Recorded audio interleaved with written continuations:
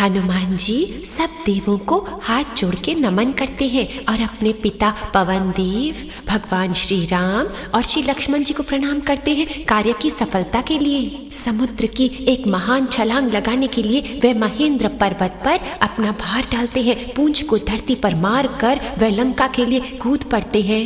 मार्ग में वे सुरसा सर्पनी और सिंहका राक्षसी से भेंट करते हुए आगे बढ़ते हैं। सारे विघ्नों को पार करके वे त्रिकूट पर्वत की चोटी पर उतरते हैं। वहां से वे अति सुंदर नगरी लंका को देखते हैं। इस नगरी में भारी पहरा है। वे विचार करते हैं सूक्ष्म रूप धरकर मैं रात्रि को प्रवेश करूंगा। लंका के द्वार पर लंकनी राक्षसी उन्हें रोकती है। वह अपने एक घूंसे द्वारा उसका सारा अज्ञान विनाश करके उसे जागृत करते हैं। हनुमान जी अपना बायां पांव लंका में रखते हैं कि अब यहाँ विनाश होगा। सारे ओर दृष्टि घुमाते हैं। हनुमान जी रावण के महल में आते हैं। यहाँ बड़ा ही ऐश्वर्य है। वह अपने मन को अपने में ही रखकर सारी सोई हुई स्त्रियों को देखते हैं कि इनमें सीता जी कौन है। वहाँ वह एक सुंदरी का दर्शन करते हैं जो गहनों से सुशोभित है, सुंदर शैया पर निद्रा कर रही हैं। क्या ये सीता जी हो सकती है? नहीं नहीं, सीता जी कभी ऐसे वस्त्र आभूषण धारण करके राजमहल में विश्राम नहीं करेंगी। वह स्त्री रावण की पत्नी मंदोदरी थी। बहुत खोज करके भी सीता जी ही नहीं मिली। फिर हनुमान जी की मुलाकात रावण के छोटे भाई राम भक्त विभीषण से हुई, जिन्होंने उन्हें सीता जी का पता बताया। एक सुंदर वाटिका उन्होंने देखी, दीवारों से घिरी हुई अशोक वाटिका। दीवार पर चढ़कर वह वाटिका को छानने लगे। फिर एक लंबे से वृक्ष पर चढ़कर जब उन्होंने नीचे देखा तो उन्होंने सीता जी का दर्शन किया। बड़ी दुबली सी, पुराने पीले वस्त्रों को पहने, कोई आभूषण नहीं, आंखों में प्रभु भक्ति की प्यास और अद्भुत तेज से प्रकाशित। अनेक राक्षसियों ने उन्हें घेरा हुआ था। पांव फटने पर वैदिक श्लोकों के उच्चारण के साथ रावण जागे। उन्हें सीता जी की याद आई और वे सहायकों के साथ अशोक वाटिका को चले। भिन्न भिन्न तरीकों से रावण ने सीता जी को उनके साथ ब्याह करने को मनाया। सीता जी ने उनसे कहा कि अच्छा होगा तुम ये बात भूलकर श्री राम जी की शरण ले लो। रावण ने कहा यदि महीने भर में तुम नहीं मानी तो मैं तुम्हारा वध कर दूंगा। वह चला गया और सीता जी बड़ी पीड़ित हुई। त्रिजटा राक्षसी ने फिर सीता जी को अपना स्वप्न बताया। मैंने देखा कि राम लक्ष्मण लंका में आए, सीता जी को वापस अयोध्या ले गए और रावण यमपुरी को गया। सीता जी ने तब कुछ शुभ शकुन देखे और वह फिर से सुखी हो गईं। हनुमान जी ये सारा दृश्य देख रहे हैं वृक्ष में छिपे हुए। फिर वे मधुर स्वरों में राम जी की सारी कथा सुनाने लगे। सीता जी सुनकर प्रसन्न हुई। जब उन्होंने ऊपर दृष्टि डाली तो हनुमान जी को देखा। फिर बंदर देखकर भयभीत हो गई। हनुमान जी वृक्ष से उतरकर हाथ जोड़कर सिर नवाकर सीता जी को राम जी की बहुत सी बातें बताने लगे। सीता जी को फिर विश्वास हुआ कि ये राम जी के ही भेजे हुए हैं। हनुमान जी ने उन्हें राम जी की मुद्रिका दी। सीता जी की आंखें भर आईं। उनका दुख देखकर हनुमान जी ने कहा अभी माँ सीता को उठा ले जाता हूँ। और उन्होंने अपना विशाल रूप दिखाया। सीता जी ने कहा इससे राम जी की शोभा नहीं होगी। तुम श्री राम जी और लक्ष्मण जी सहित आओ और श्री राम युद्ध में रावण को हरा के मुझे ले जाएंगे। सीता जी ने अपनी चूड़ामणि राम जी के लिए दे दी। लंका छोड़ने से पहले हनुमान जी ने विचार किया कि ऐसा कुछ किया जाए जिससे रावण राम जी की शक्ति जाने और साथ ही साथ सीता जी वानरों की सेना का बल जानकर निश्चिंत हो जाए। हनुमान जी ने अशोक वाटिका में राक्षसों के साथ युद्ध छेड़ा। सारा वन उजाड़ दिया। रावण ने अपनी सबसे प्यारी वाटिका उजड़ी हुई जानकर बड़ी भारी सेना भेजी। हनुमान जी ने वृक्षों को हथियार बनाकर सबको मार डाला। रावण बड़े अवलंब में पड़ गए। उन्होंने एक अक्स नाम का योद्धा भेजा, अपने पुत्र को भेजा। हनुमान जी ने उन्हें भी मार डाला। रावण अत्यंत भयभीत व क्रोधित होकर इंद्र को जीतने वाले अपने पुत्र इंद्रजीत को भेजते हैं। जब इंद्रजीत के बाणों का कोई असर न हुआ, उसने हनुमान जी पर ब्रह्मास्त्र चलाया। हनुमान जी को याद आया कि ब्रह्मा जी ने उससे कहा था कि तुम ब्रह्मास्त्र से केवल एक मुहूर्त यानी 48 मिनट तक बांधे रहोगे। इंद्रजीत ने और भी सुरक्षित बंधन के लिए दूसरी रस्सियां तैयार की। ब्रह्मास्त्र ये अपमान न सहकर खुल गया। स्वयं ही खुल गया।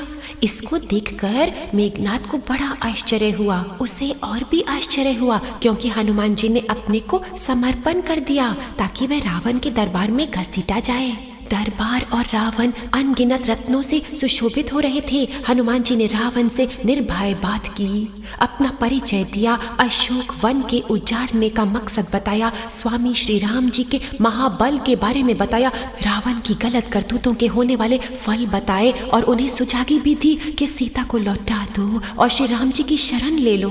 रावण बड़ा क्रोधित हुआ और हनुमान जी को मार डालने की आज्ञा दी, परंतु उनके गुणवान भाई विभीषण ने उन्हें सुझाव किया कि राजनीति के अनुसार दूत को मारना वर्जित है। तब रावण ने आज्ञा दी कि हनुमान जी की पूंछ को जला डालो। एक बंदर की सबसे प्यारी वस्तु उसकी पूंछ है। उस पूंछ को तेल में डुबाए हुए कपड़ों में लपेटा जाए और उसे आग लगाई जाए। बाजे बजवाकर हनुमान जी को लंका की गलियों में ले जाओ। और ऐसा ही करवाया। सीता जी ने जाना तो अग्निदेव से हनुमान जी की रक्षा की प्रार्थना की। हनुमान जी ने मार्ग में बड़ी निंदाएं और घूसे सहन किए। फिर अचानक वह आकाश में कूद पड़े। रावण को एक और शिक्षा देने के लिए उन्होंने विभीषण की कुटिया को छोड़कर सब महलों में आग लगा दी। अपनी जलती हुई पूंछ के द्वारा पुनः सीता जी के पास गए और उनसे अमोलक वरदान पाकर चल दिए। उनका कार्य बड़ी सुंदरता से सफल हुआ। ये उन्होंने इंतजार करते हुए वानरों को आकर सुनाया। अंगद जल्दी से युद्ध के लिए तैयार हो गए, परंतु जामवान ने कहा पहले भगवान श्री राम जी और सुग्रीव महाराज को चलकर खबर सुनाएं। किष्किंधा लौटते समय वे मधुवन बाग में रुके, जो सुग्रीव का प्रिय बाग था और दंडी मुख से सुरक्षित था। वहां वानरों ने खूब फल तोड़ तोड़ के खाए। दंडी मुख ने बाग में नुकसान होने की खबर सुग्रीव को पहुंचाई। सुग्रीव ने विचार किया कि वानर अवश्य कामयाब हुए हैं और संदेशा भेजा कि वे तुरंत किष्किंधा लौटें। अंगद ने श्री राम जी को सीता जी की सारी बात बताई। हनुमान जी ने स्वामी को प्रसन्न जानकर सारी खबर दी। श्री राम जी को सीता जी की चूड़ामणि प्रदान की और श्री राम जी ने हनुमान जी को प्रेम से गले लगा लिया। राम नाम के नाद से हो सब पूरन काम। मानस मंदिर में मधुर भजूं राम मैं नाम। हृदय तंत्री ताल से करे नाम झंकार। राम राम सुर मधुरतम भर दे चेत प्रभु प्यार। परमात्मा श्री राम परम सत्य प्रकाश रूप, परम ज्ञानानंद स्वरूप, सर्वशक्तिमान एक अद्वितीय परमेश्वरा, परम पुरुष दयालु देवादिदेव है। तुमको बार बार नमस्कार नमस्कार नमस्कार नमस्कार। जिस दिव्य पाठ का साधक जन उच्चारण करने जा रहे हैं, ये सुंदर कांड का पाठ है। वास्तव में ये एक आशीर्वादात्मक पाठ है। इसके प्रत्येक पद को श्रद्धालु लोग मंत्रवत आदर देते हैं। सुंदरकांड के पाठ से लौकिक एवं परमार्थिक अनेक कार्य सिद्ध होते हैं। यही नहीं, इसके उपदेशों का मनन करने से भगवत प्रेम की प्राप्ति होती है तथा पाठ में वर्णित श्री राम भगवान और उनके परम भक्त हनुमान जी की मधुर लीलाओं का श्रवण, चिंतन, कीर्तन करने से मोक्ष रूपी पुरुषार्थ भी प्राप्त होता है। क्यों न हो, ये पाठ महान ग्रंथ श्री रामचरितमानस का अमृत रस है, जिसकी रचना गोस्वामी तुलसीदास जी ने अनन्य भक्ति द्वारा की है, भगवान सीताराम जी की कृपा से। और यही नहीं, ये रचना साक्षात भगवान श्री गौरी शंकर की आज्ञा से रची गई है, जिस पर इन्हें भगवान ने सत्यम शिवम सुंदरम लिखकर परम आशीर्वाद दिया है। इसलिए सुंदरकांड के पाठ का इस प्रकार अलौकिक प्रभाव होना कोई आश्चर्य की बात नहीं। जो शांत, सनातन, अप्रमेय यानी प्रमाणों से परे, निष्पाप, मोक्ष रूप परम शांति देने वाले ब्रह्मा, शंभु और शेष जी से निरंतर सेवित, वेदांत के द्वारा जानने योग्य, सर्वव्यापक, देवताओं में श्रेष्ठ, माया से मनुष्य रूप में दिखने वाले, समस्त पापों को हरने वाले और करुणा की खान है। रघुकुल में श्रेष्ठ तथा राजाओं के शिरोमणि राम कहाने वाले जगदीश्वर की हम वंदना करते हैं। शान्तं शाश्वतम् अप्रमेयमनघं निर्वाण शान्तिप्रदं ब्रह्मा शम्भु फणीन्द्र सेव्यमनिशं वेदान्तवेद्यं विभुं रामाख्यं जगदीश्वरं सुरगुरुं मायामनुष्यं हरिं वन्देऽहं करुणाकरं रघुवरं भूपालचूडामणिम्।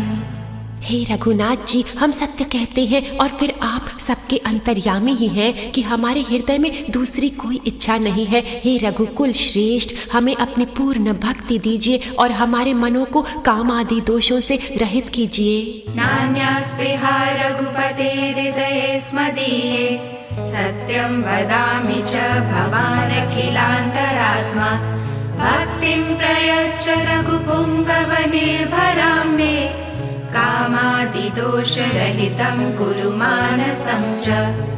श्री रघुनाथ जी के प्रिय भक्त पवन पुत्र श्री हनुमान जी को हम प्रणाम करते हैं, जो अतुल बल के धाम है, जिनका सोने के पर्वत के समान कांति युक्त शरीर है, जो दिव्य रूपी वन के लिए अग्नि रूप है, जो ज्ञानियों में अग्रगण्य, संपूर्ण गुणों में निधान और वानरों के स्वामी हैं। अतुलित बलधामं हेमशैलाभदेहं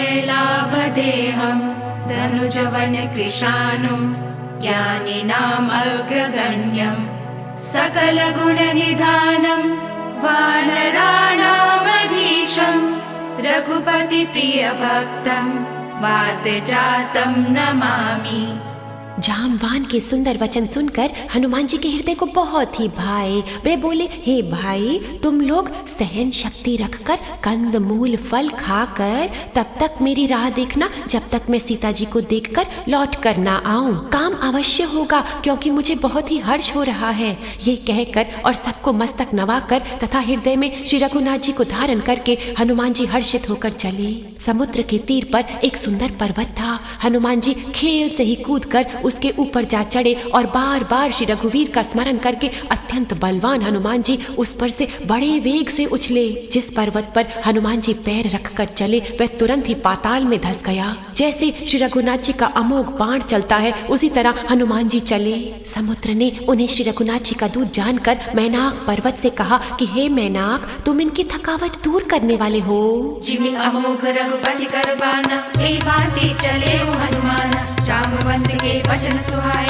सुनि हनुमंत हृदय अति भाई तब लगी मोहि पर क्यों तुम भाई सही दुख कंद मूल फल खाए जब लगी आवो सीता ही देखी कोई काज मोहि हर्ष विशेष यह कही नाई सबन कहु माथा चले हर्ष ये धरि रघुनाथा सिंधु तीरे एक भूधर सुंदर कौतुक कूदि चढ़े ताऊ ऊपर पार पार रघुवीर संभारी करके पवन तनय बल भारी जय गिरि चरण दे हनुमंता चले सुगा पाताल तुरंता जिमि अमोघ रघुपति करबाना ए भांति चले हनुमाना जल निधि रघुपति दूत बिचारी तै मैनाक होई श्रमहारी जिमि अमोघ रघुपति करबाना ए भांति चले हनुमाना। हनुमान जी ने उसे हाथ से छूकर प्रणाम किया और फिर कहा, भाई, श्री रामचंद्र जी का कार्य किए बिना मुझे विश्राम कहाँ। हनुमान तेई बरसा कर पुनि कीन प्रणाम राम काज कीने बिनु मोहि कहाँ विश्राम सियावर राम जय जय राम अद्वैत अनंत राम जय जय राम। देवताओं ने पवन पुत्र हनुमान जी को जाते हुए देखा। उनकी विशेष बल बुद्धि को जानने के लिए उन्होंने सुरसा नामक सर्पों की माता को भेजा। उसने आकर हनुमान जी से कहा, आज देवताओं ने मुझे भोजन दिया है। ये वचन सुनकर पवन कुमार हनुमान जी ने कहा, श्री राम जी का कार्य करके मैं लौट आऊं और सीता जी की खबर प्रभु को सुना दूं, तब मैं आकर तुम्हारे मुंह में घुस जाऊंगा। हे माता, मैं सत्य कहता हूँ, अभी मुझे जाने दो। जब किसी भी उपाय से सुरसा जाने नहीं देती, हनुमान जी कहते हैं तो फिर मुझे खा लो। उसने योजन भर मुंह फैलाया। हनुमान जी ने अपने शरीर को उससे दूना बढ़ा दिया। उसने 16 योजन का मुख किया। हनुमान जी तुरंत ही 32 योजन के हो गए। जैसे जैसे सुरसा मुख का विस्तार बढ़ाती थी, हनुमान जी उसका दूना रूप दिखलाते थे। उसने 100 योजन मुख किया, तब हनुमान जी ने बहुत ही छोटा रूप धारण कर लिया और वह उसके मुंह में तुरंत घुसकर और फिर जल्दी से निकल आए। फिर उन्हें सिर नवाकर विदा मांगने लगे। सुरसा ने कहा, मैंने तुम्हारे बुद्धि बल का भेद पा लिया, जिसके लिए देवताओं ने मुझे भेजा था।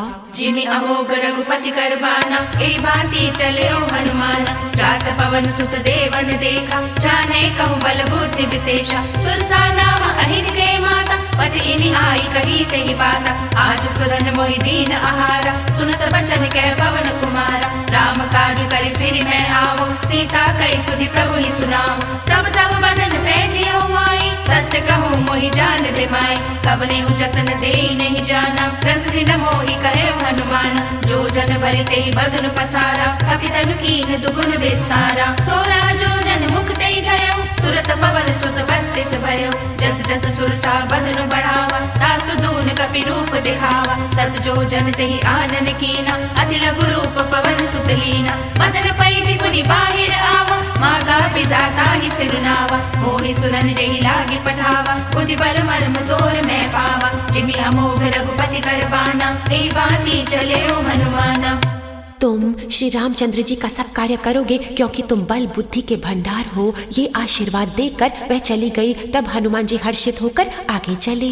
राम काज सब करिहु, तुम बल बुद्धि निधान।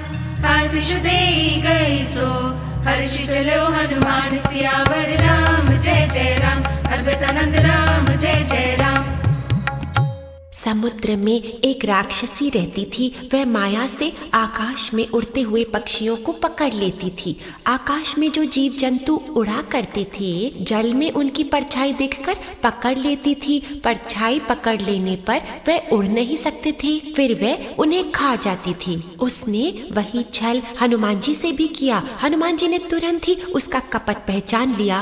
पवन पुत्र धीर बुद्धि वीर हनुमान जी उसको मारकर समुद्र के पार गए। वहां जाकर उन्होंने वन की शोभा देखी। मधु के लोभ से भौरे गुंजार कर रहे थे। अनेकों प्रकार के वृक्ष फल फूलों से सुशोभित थे। पक्षी और पशुओं के समूह को देखकर मन में वे बड़े प्रसन्न हुए। सामने एक विशाल पर्वत देखकर भय त्याग कर हनुमान जी उस पर दौड़कर जा चढ़े। शिव जी कहते हैं, हे उमा, इसमें वानर हनुमान की कुछ बड़ाई नहीं है। ये प्रभु का प्रताप है जो काल को भी खा जाता है। पर्वत पर चढ़कर उन्होंने लंका देखी। बहुत ही बड़ा किला है, कुछ कहा नहीं जाता। वह अत्यंत ऊंचा है और चारों ओर समुद्र है। सोने के परकोटे का परम प्रकाश हो रहा है। जिमि अमोघ रघुपति कर बाना, ए भांति चले ओ हनुमाना। निसि चरी एक सिंधु महु रही, करि माया नभ के खग गई। जीव जंतु जे गगन उड़ाई, जल बिलो की तिनके परिछाई। गई छाह सक सोन उड़ाई, ए विधि सदा गगन चर खाई। सोई छल हनुमान कह कीना, तासु कपट कपि तुरत ही चीना। ताहि मारी मारुत सुत बीरा, बारिधि पार गयो मति धीरा। कहाँ जाई देखी बन शोभा, गुंजत चंचरीक मधुलोभा। नाना तरु फल फूल सुहाय, खग मृग वृंद देखी मन भाई। सैल विशाल देखी एक आगे, तापर धाई चढ़ो भय त्यागे। उमान कछु कपि के अधिकाई, प्रभु प्रताप जो काल ही खाई। गिरि पर चढ़ी लंका ते देखी, कहीं न जाई अति दुर्ग विशेषी। अति उतंग जल निधि चहुपासा, कनक कोट कर परम प्रकाशा। जिमि अमोघ रघुपति कर बाना, ए भांति चले ओ हनुमाना। विचित्र मणियों से जड़ा हुआ सोने का परकोटा है। उसके अंदर बहुत से सुंदर सुंदर घर हैं। चौराहे, बाजार, सुंदर मार्ग और गलियां हैं। सुंदर नगर बहुत प्रकार से सजा हुआ है। हाथी, घोड़े, खच्चरों के समूह तथा पैदल और रथों के समूह को कौन गिन सकता है। अनेक रूप के राक्षसों के दल हैं। उनकी अत्यंत बलवती सेना वर्णन करते नहीं बनती। वन, बाग, उपवन, फुलबाड़ी, तालाब, कुएं और बावलियां सुशोभित हैं। मनुष्य मनुष्य, नाग, देवताओं और गंधर्वों की कन्याएं अपने सौंदर्य से मुनियों के भी मनों को मोह लेती हैं। कहीं पर्वत के समान विशाल शरीर वाले बड़े ही बलवान पहलवान गरज रहे हैं। वह अनेकों अखाड़ों में बहुत प्रकार से भिड़ते और एक दूसरे को ललकारते हैं। भयंकर शरीर वाले करोड़ों योद्धा यत्न करके नगर की चारों दिशाओं में रखवाली करते हैं। कहीं दुष्ट राक्षस भैंसों, मनुष्यों, गधों और बकरों को खा रहे हैं। तुलसीदास जी ने उनकी कथा इसलिए कुछ थोड़ी सी कही है कि ये निश्चय ही श्री राम जी के बाण रूपी तीर्थ में शरीर को त्याग कर परम गति पावेंगे। कनक कोट विचित्र मणिकृत सुंदराय धनागन चौहट हट सुभट वीथि चारुपुर बहुविधि बन गजबाजी खच्चर निकर पदचर रथ बरोधनि को गन बहुरूप निशिचर जूथ अति बल सेन वर्णत नहीं बने। बन बाग उपवन वाटिका सरकूप बामी सोहनि नर नाग सुर गंधर्व कन्या रूप मुनि मन मोहनि कंमाल देह विशाल शैल समान अति बल गर्जनि नाना अखारिन विन विनहि बहुविधि एक एकन तर्जनि करि जतन भट कोटिन विकट तन नगर चहुदिसि रक्षणहि कहु महिष मानुष धेनु खर अज खल निशाचर भक्षहि एहि लागी तुलसीदास इनकी कथा कछुए कहे कही रघुबीर सर तीरथ शरीरनि त्यागी गति पैहि सही। नगर के बहुसंख्यक रखवालों को देखकर हनुमान जी ने मन में विचार किया कि अत्यंत छोटा रूप धरूं और रात्रि के समय नगर में प्रवेश करूं। पुर रखवारे देखि बहु कपि मन कीन विचार अति लघु रूप धरो निसी नगर करो पैसार सियावर राम जय जय राम अद्वैतानंद राम जय जय राम। हनुमान जी मच्छर के समान रूप धारण कर नर रूप से लीला करने वाले भगवान श्री राम जी का स्मरण करके लंका चले। लंका के द्वार पर लंकिनी नाम की एक राक्षसी रहती थी। वह बोली, मेरा निरादर करके कहाँ चला जा रहा है? हे मूर्ख, तुमने मेरा भेद नहीं जाना? जितने भी चोर हैं वह सब मेरे आहार हैं। महाकपि हनुमान जी ने उसे एक घूंसा मारा जिससे वह खून की उल्टी करती हुई पृथ्वी पर लुढ़क पड़ी। वह लंकनी फिर अपने को संभाल कर और डर के मारे हाथ जोड़कर विनती करने लगी। वह बोली, रावण को जब ब्रह्मा जी ने वर दिया था तब चलते समय उन्होंने मुझे राक्षसों के विनाश की ये पहचान बताई थी कि जब तुम बंदर के मारने से व्याकुल हो जाओगी तब तुम राक्षसों का संहार हुआ जान लेना। हे तात, मेरे बड़े पुण्य हैं जो मैं श्री रामचंद्र जी के दूत को नेत्रों से देख पाई। जिमि अमोघ रघुपति करबाना एहि भांति चलेउ हनुमाना मसक समान रूप कपिधरि लंकहि चलेउ सुमिरि नरहरि नाम लंकिनी एक निशिचरी सो कह चले सि मोहि निंदरी जानहि नहीं मरमु सठ मोरा मोर आहार जहाँ लगी चोरा मुटिका एक महाकपि हनि रुद्र बमत धरनी धनमनि पुनि समारी उठी सो लंका जोरी पानी कर विनय सशंका जब रावण ही ब्रह्म बर दीना चलत बिरंचि कहा मोहि चीना विकल हो सिदय कपि के मारे तब जाने सुनि सिचर संहारी तात मोर अति पुण्य बहुता देखे नयन राम कर धूता जिमि अमोघ रघुपति करबाना एहि भांति चलेउ हनुमाना। हे तात, स्वर्ग और मोक्ष के सब सुखों को तराजू में एक पलने में रख दिया जाए तो भी वे सब मिलकर उस सुख के बराबर नहीं हो सकते जो लव क्षण मात्र के सत्य संग से होता है। भजले राम राम राम भजले राम राम राम भजले राम राम राम भजले राम राम राम। रे मनवा रे मनवा तेरा जीवन है संग्राम। भजले राम राम राम भजले राम राम राम भजले राम राम राम भजले राम राम राम। लोक यही परलोक यही है यही धरा और व्योम। लोक यही परलोक यही है यही धरा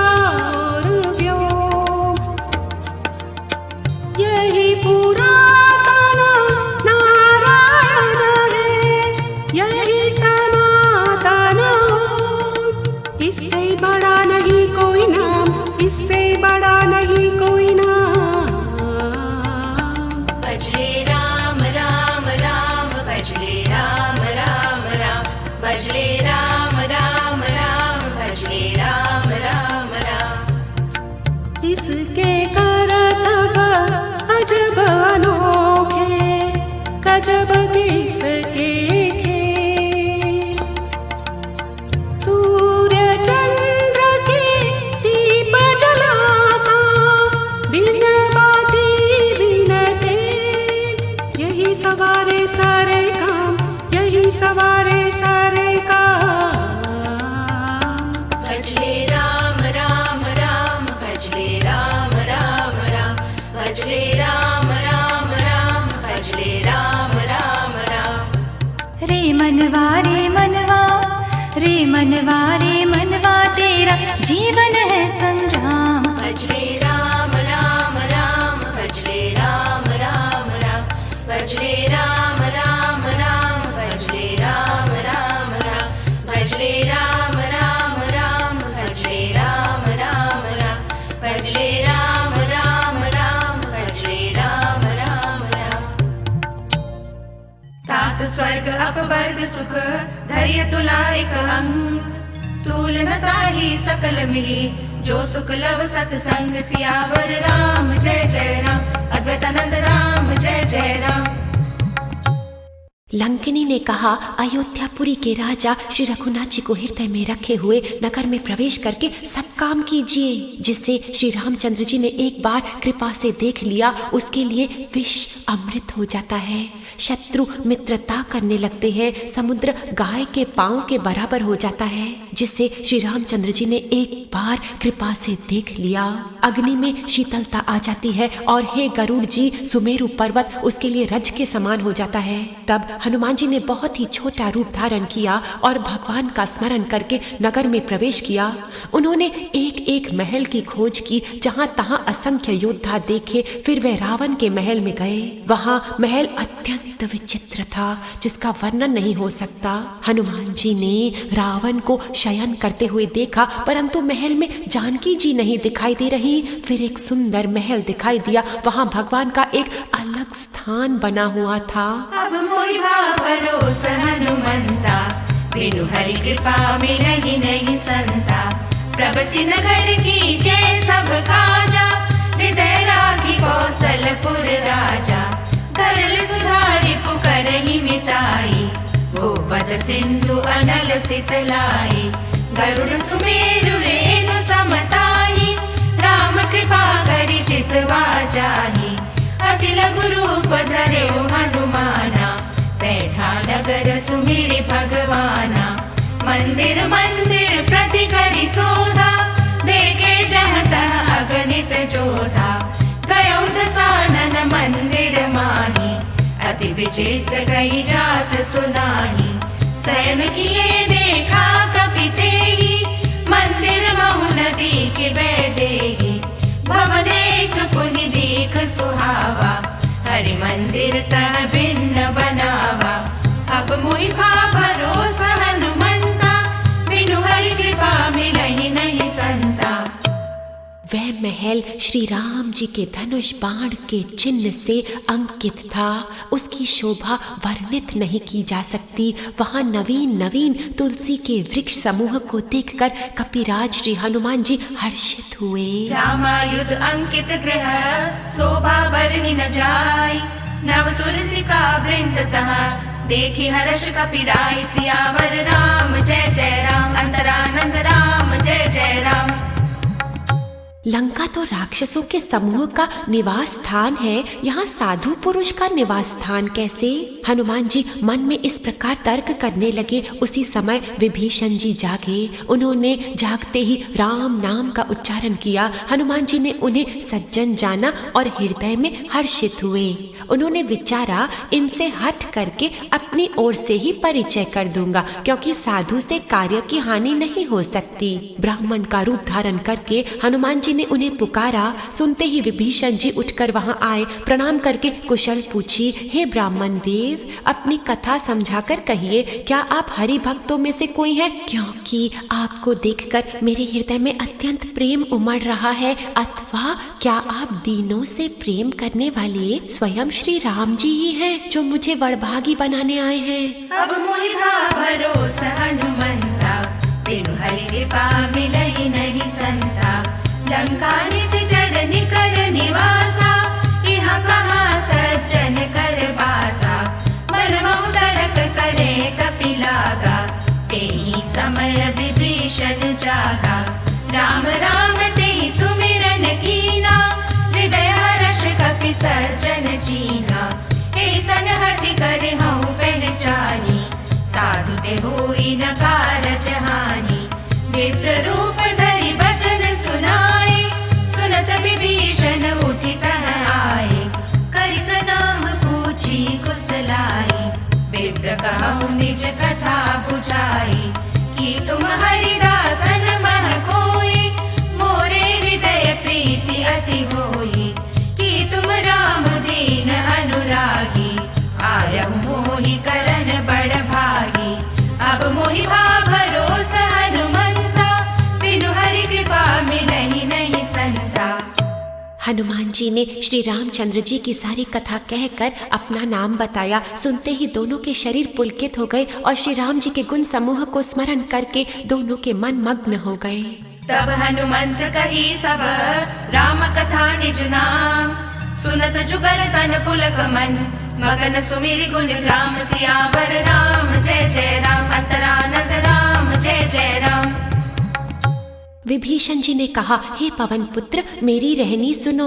मैं यहाँ वैसे ही रहता हूँ जैसे दांतों के बीच में बेचारी जीभ। हे तात, मुझे अनाथ जानकर सूर्यकुल के नाथ श्री रामचंद्र जी क्या कभी मुझ पर कृपा करेंगे? मेरा तामसी शरीर होने से साधन तो कुछ बनता नहीं और न मन में श्री रामचंद्र जी के चरण कमलों से प्रेम ही है। परंतु हे हनुमान, अब मुझे विश्वास हो गया कि श्री राम जी की मुझ पर बड़ी कृपा है, क्योंकि हरि की कृपा बिना संत नहीं मिलते। जब श्री रघुवीर ने कृपा की है तभी तो आपने मुझे अपनी ओर से दर्शन दिए हैं। हे विभीषण जी सुनिए, प्रभु की यही रीति है कि वह सेवक पर सदा ही प्रेम किया करते हैं। भला कहिए तो मैं ही कौन बड़ा जाति का हूँ, चंचल वानर हूँ और सब प्रकार से नीच हूँ। प्रातः काल जो हम लोगों का नाम ले ले तो उस दिन उसे भोजन ही ना मिले। अब मोहि भा भरोसा हनुमंता, बिनु हरि कृपा मिलहि नहीं संता। सुनहु पवन सुत रहनी हमारी, जिमि दस नदी महु जीभ बिचारी। तात कबहु मोहि जानी अनाथा, करिहहि कृपा भानुकुल नाथा। तामस तनु कछु साधन नाहि, प्रीति न पद सरोज मन माही। अब मोहि भा भरोसा हनुमंता, बिनु हरि कृपा मिलहि नहीं संता। जो रघुबीर अनुग्रह कीना, तो तुम मोहि दरसु हटि दीना। सुनहु विभीषण प्रभु कै रीति, करहि सदा सेवक पर प्रीति।